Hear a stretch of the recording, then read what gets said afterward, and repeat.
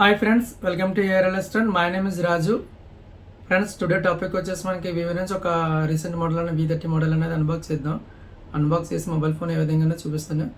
అంతకుముందు మనం mobile box ఏ విధంగా చూడండి ఒకసారి. Vivo V30 phone.